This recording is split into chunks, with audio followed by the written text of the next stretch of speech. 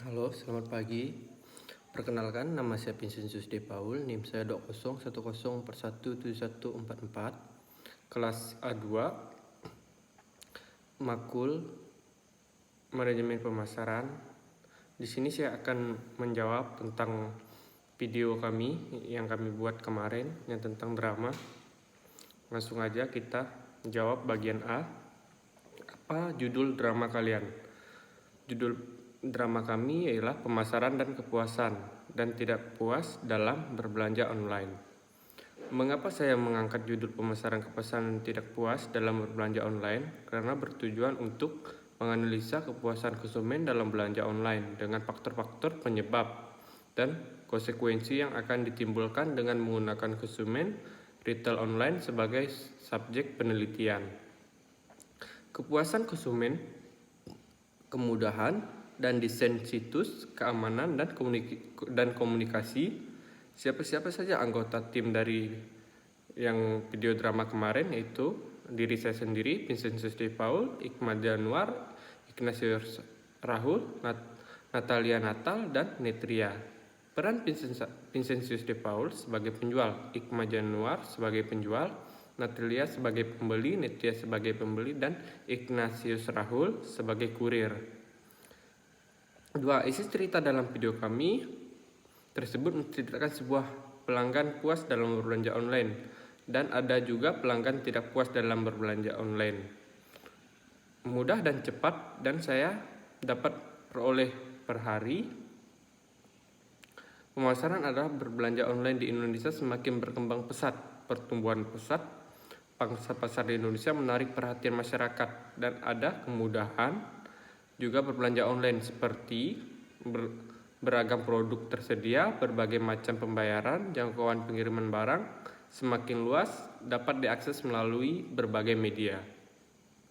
3. Judul lagu pemasaran. Kesan pesan dalam mengikuti kuliah manajemen pemasaran selama 1 semester ini, kesan saya sangat mudah mempelajari manajemen pemasaran karena kita sudah tahu apa sih yang dengan manajemen pemasaran dan juga yang termasuk dalam manajemen pemasaran. Yang saya sudah dapatkan dari mengikuti perkuliahan manajemen pemasaran yaitu mutu kesehatan, perilaku remaja, dan kepuasan pelanggan. Dan kita lanjut di sini jawaban bagian B. Strategi pelayanan dengan strategi yang fokus pada pelayanan bisnis dapat mengungsikan ide kreatif dengan cara yang lebih nyata. Layanan berforma agar tercapai forma layanan yang optimal, perlu fokus pada beberapa kompetisi khusus, pengalaman konsumen yang tidak dapat dipisahkan, dan pelayanan karen itu kamu perlu melacak dan mengukur pengalaman kerja. 2. Tahun baru sudah di depan mata dan para digital marketer sudah kembali di hadapan pada pertanyaan sederhana. Seperti yang kita tahu di dunia yang dinamis dan berkembang pesat ini, digital marketing menjadi yang terdepan dalam membuat perbedaan dalam banyak hal, khususnya dunia digital dan internet. Semakin kamu bisa merencanakan ke depan, semakin kamu merasakan siap untuk mengelola perusahaan tersebut ketika terjadi. 3. Yang dimaksud dengan produk atau price, distribution, dan promotion. Produk ini adalah produksi untuk bisa unggul dari kompetitor. Perusahaan harus membuat produk yang berkualitas dan memiliki kelebihan produk yang diluncurkan di pasar tertentu saja yang harus memenuhi keperluan, kemauan, dan harapan konsumen.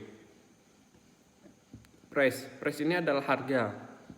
Penentuan harga produk juga merupakan aspek penting dalam strategi pemasaran karena mempengaruhi permintaan dan penjualan di pasar. Distribusi konsumen bisa mendapatkan produk Anda. Tempat produk adalah distribusi, bisa berupa fanses menawarkan produk di lokasi yang dapat target market yang sesuai adalah tujuan dari strategi ini. Promotion ini adalah promosi produk yang berkualitas tidak akan terjual jika tidak dilakukan promosi. Promosi merupakan kegiatan menginformasikan, mempengaruhi, dan mengomunikasikan produk atau perusahaan Anda kepada konsumen. 4. Mengapa pentingnya menciptakan kepuasan pelanggan? Hal ini dikarenakan dengan memuaskan konsumen, organisasi dapat meningkatkan tingkat keuntungannya dan mendapatkan pangsa pasar yang lebih luas. 5. 8 dimensi di antara lain yaitu kinerja merupakan karakteristik operasi dasar atau produk inti, core produk dari suatu produk, misalnya kecepatan, kemudahan, dan kenyamanan dalam pengguna. Daya tahan berkaitan dengan berapa lama produksi tersebut dapat terus digunakan. Semakin lama daya tahannya, tentu semakin awet produk yang awet akan dipersepsikan lebih berkualitas dibandingkan produk cepat habis atau cepat digantikan.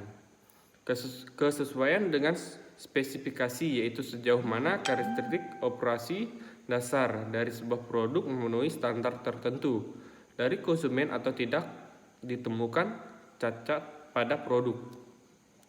Fitur merupakan karakteristik atau ciri-ciri tambahan yang melengkapi manfaat dasar untuk produk. Reliabilitas keandalan, yaitu kemungkinan kecil akan mengalami kerusakan atau gagal pakai. Semakin kecil kemungkinan terjadinya kerusakan, maka produk tersebut dapat diandalkan. Estetika, yaitu daya tarik produk terhadap panca indera, misalnya bentuk fisik, model atau desain yang artistik, warna, dan sebagainya, berhubungan dengan bagaimana penampilan produk. Kesan kualitas, yaitu persepsi konsumen terhadap keseluruhan kualitas atau keunggulan suatu produk, biasanya karena kurangnya pengetahuan pembeli akan atribut atau ciri-ciri produk yang akan dibeli. Maka pembelian mempersepsikan kualitasnya dari aspek harga. Serviceability, yaitu kualitas produk ditentukan atas dasar kemampuan diperbaiki, meliputi kecepatan, kompetensi, kenyamanan, mudah diresepsi, serta penanganan keluhan yang memuaskan. 6. Ada empat manfaat mutu, yaitu 1. Memberikan kepuasan kepada para pelanggan sehingga menjaga kepercayaan terhadap perusahaan. 2. Menumbuhkan rasa motivasi di dalam diri karyawan. 3. Meningkatkan standar kerja di dalam perusahaan. 4. Meningkatkan dan menjaga nama baik perusahaan.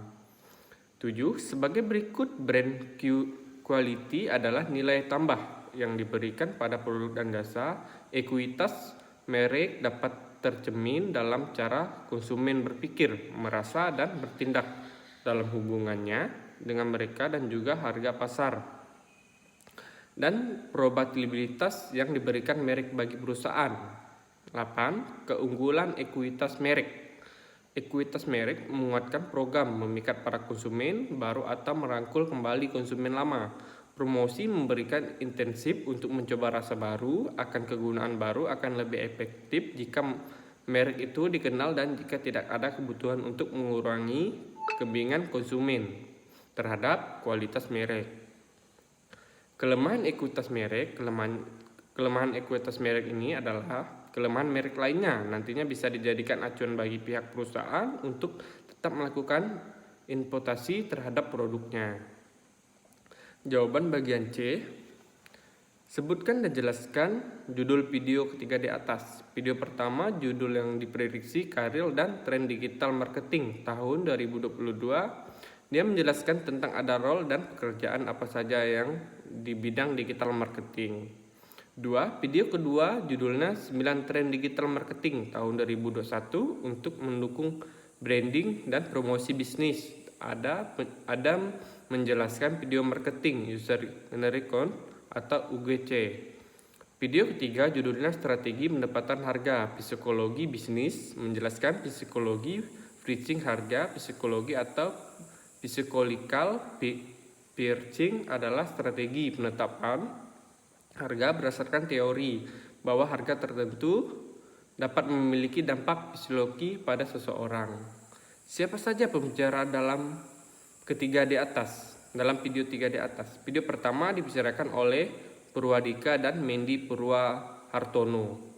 Video kedua dibicarakan oleh Desiana Andar. Video ketiga dibicarakan oleh Agung Dimas. Jelaskan apa-apa yang dibicarakan oleh kinerja pembicara dalam 3 video. Dalam video pertama, Ibu Andi dan Pak Andi membahas tentang prediksi karir digital marketing di tahun 2022, di mana 3 tahun ke depannya digital marketing masih terus berkembang karena dari tahun ke tahun banyak terjadi, apalagi sekarang masih pandemi, terpaksa semua digital termasuk belajar dan kerja. Dalam video kedua, Ibu Desiana membahas tentang 9 tren digital marketing yang akan menjadi kunci strategi marketing untuk bisnis Anda di tahun ini melalui video marketing dan lain-lain. 3. Dalam video ketiga, Pak Agung membahas tentang psikologi bisnis dalam seorang suatu produk di bawah atau sadarnya. 4. Pelajaran yang saya dapat setelah menonton ketiga video di atas adalah saya mengetahui apa-apa yang dilakukan untuk meningkatkan digital marketing dan ketahanan dan mengetahui suatu psikologis bisnis dan kekurangan dan kelebihan bisnis di era sekarang dan seterusnya. 5. Manfaat yang saya dapat atau diterima setelah menonton ketiga video di atas, saya jadi tahu banyak tentang digital marketing dan peningkatannya dari tahun ke tahun. Dan saya memperoleh ilmu sebelumnya memberi atau bergabung di sebuah bisnis harus dipikirkan secara matang agar terhindar dari kejadian membeli suatu produk di bawah standarnya. Terima kasih dari saya, hanya itu yang saya bisa sampaikan. Terima kasih.